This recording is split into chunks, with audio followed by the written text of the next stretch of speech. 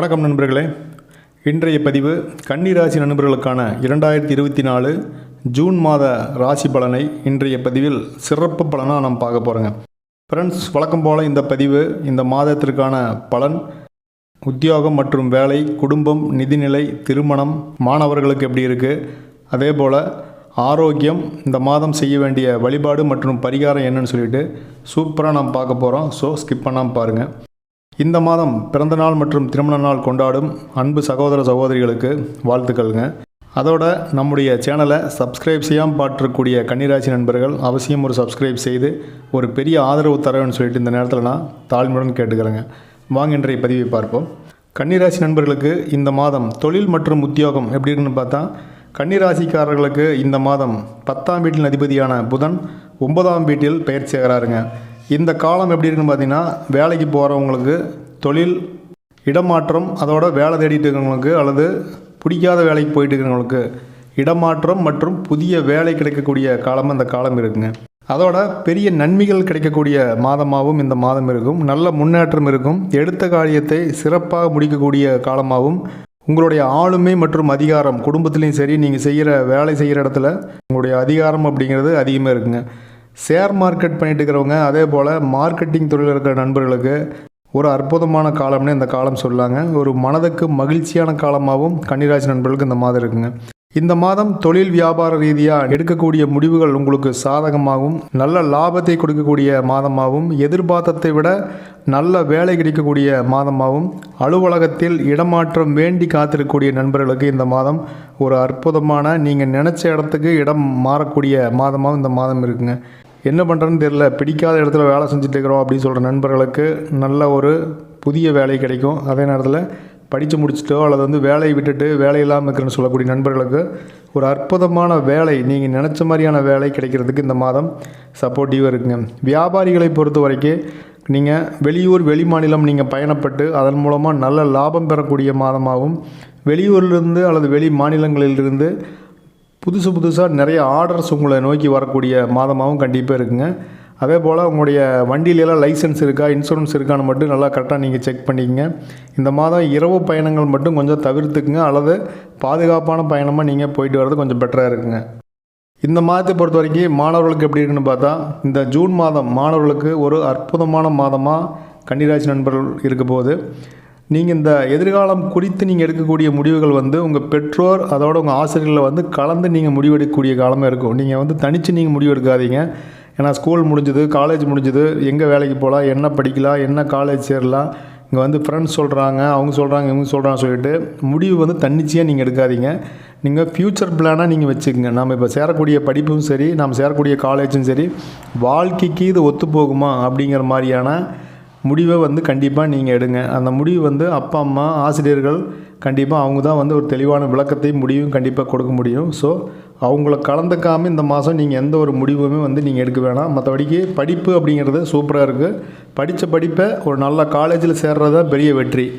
நல்ல காலேஜில் சேர்ந்து படித்து முடிச்சிட்டோம், ஒரு நல்ல வேலைக்கு போகிறது தான் வெற்றி. இது ரெண்டுமே மிஸ் ஆச்சு அப்படின்னா இத்தனை நாள் நம்ம செஞ்ச வேலை வேஸ்ட்டாக போயிடும். ஸோ அதை மட்டும் நீங்கள் பார்த்துக்குங்க. இந்த மாதத்தை குடும்பத்தை பொறுத்த வரைக்கும் 2ஆம் வீட்டிற்கு அதிபதியான சுக்கிர பகவான் 9ஆம் வீட்டில் அமர்வது அப்படிங்கிறது இந்த ஒரு அற்புதமான நிலை. குடும்பத்துடன் நீங்கள் ஆன்மீகம் கலந்து ஒரு இன்ப சுற்றுலா ஒரு 2 நாள் 3 நாள் அப்படியே வெளியே போயிட்டு உடம்பு மனசில் அப்படியே ரிலாக்ஸ் பண்ணிட்டு வரக்கூடிய மாதமாக அந்த மாதம் இருக்கும். அதே போல் திருமணத்துக்காக காத்திருக்கக்கூடிய சகோதர சகோதரிகளுக்கு ஒரு நல்ல வரன் கிடைக்கக்கூடிய காலமாகவும், குழந்தை பேருக்காக காத்திருக்கக்கூடிய தம்பதியருக்கு குழந்தை பேர் கிடைக்கக்கூடிய மாதமாகவும் இந்த மாதம் இருக்குங்க. அதே போல் நிறைய மலை பிரதேசங்களுக்கு விரும்பி நீங்கள் டூர் மாதிரி போயிட்டு வருவீங்க. அதுக்குண்டான காலமாகவும் இந்த காலம் இருக்கும். நீங்கள் செய்யக்கூடிய வேலைக்கு குடும்ப உறுப்பினருடைய சப்போர்ட் அருமையாக இருக்கும். அந்த வேலைக்குண்டான நிதி உதவி, பொருள் உதவி, பண உதவியெல்லாம் குடும்ப உறுப்பினர்கள்ட்டிருந்து நீங்கள் வாங்கி அந்த மாதத்தில் தொழிலுக்காக நீங்கள் இன்வெஸ்ட்மெண்ட் பண்ண முடியும். அதுக்கான காலமாகவும் கன்னிராசி நண்பர்களுக்கு நிச்சயமாக இருக்கும். அப்படிங்கிறனால குடும்பம் ப்ளஸ்ஸு உங்களுக்கு பிஸ்னஸ் கொஞ்சம் அப்படியே ஆசிலேஷனாக இருக்கும், கொஞ்சம் ஏற்ற இறக்கமாக இருக்குது. இந்த மாதத்தில் ஒரு மகிழ்ச்சி, ஒரு சண்டைன்னு சொல்லிட்டு கொஞ்சம் ஏற்ற இறக்கமாக இருக்கக்கூடிய மாதமாக இருக்கிறதுக்கு நிறைய வாய்ப்பு இருக்குது. ஸோ கவனமாக இருங்க, பேச்சில் கவனமாக இருங்க, நிதானமாக இருங்க.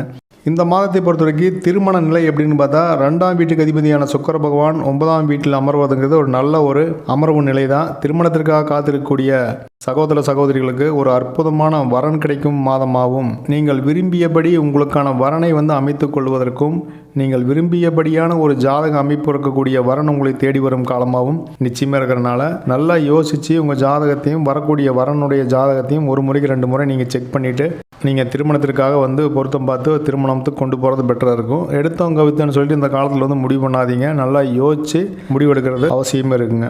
இந்த மாதம் நிதிநிலை மற்றும் ஆரோக்கியம் எப்படி இருக்குன்னு பார்த்தா 6ஆம் வீட்டில் அமர்ந்த சனி பகவான் 12ஆம் வீட்டை முழுமையான பார்வையால் பார்க்குறனால இந்த மாதம் முழுதுமே சுப செலவுகள் நிறைந்ததே இருக்கும்.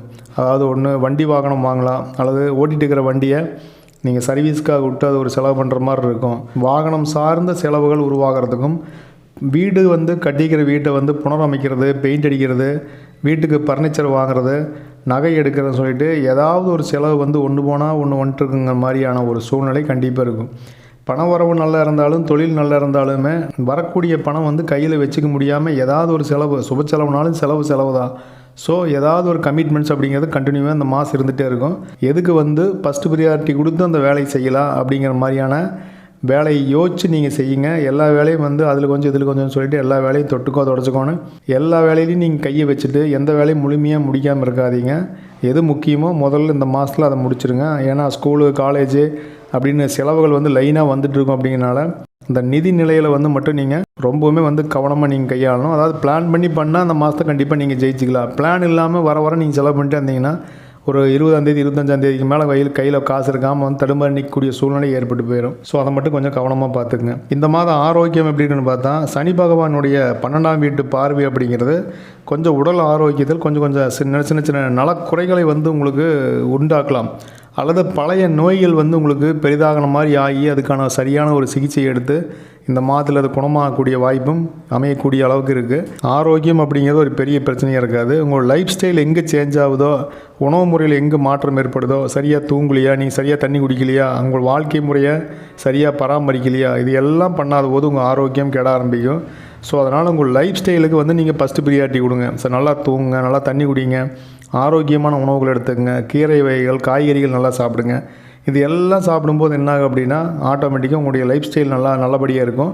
நிறைய நோய்கள் வராமல் இருப்பதற்கும் நிறைய நோய்கள் குறையிறதுக்கும் நிறைய வாய்ப்பு இருக்கிறதுனால ஆரோக்கியம் சார்ந்து கொஞ்சம் கவனம் இருங்க. ஏதாவது ஒரு தொந்தரவு செஞ்சுனா கூட முறையான சிகிச்சை, தொடர் சிகிச்சை எடுத்து அதை உடனடியாக சரி பண்ணிக்கிறதுக்கு இந்த மாதம் சப்போர்ட்டிவாக இருக்கும். ஸோ கண்டிப்பாக பெருசாக பயக்க வேணாம். ஆனால் சரியான முறையான சிகிச்சை எடுக்க வேண்டியது ரொம்ப அவசியங்க. கன்னிராசியை பொறுத்த வரைக்கும் இந்த மாதம் கொஞ்சம் ஏற்ற இறக்கங்கள் நிறைந்த மாதம் இருக்கிறதுனால ஏதாவது வழிபாடு செஞ்சால் இது சிறப்பான மாதமாக மாற்றிக்க முடியுமானா கண்டிப்பாக முடியுங்க.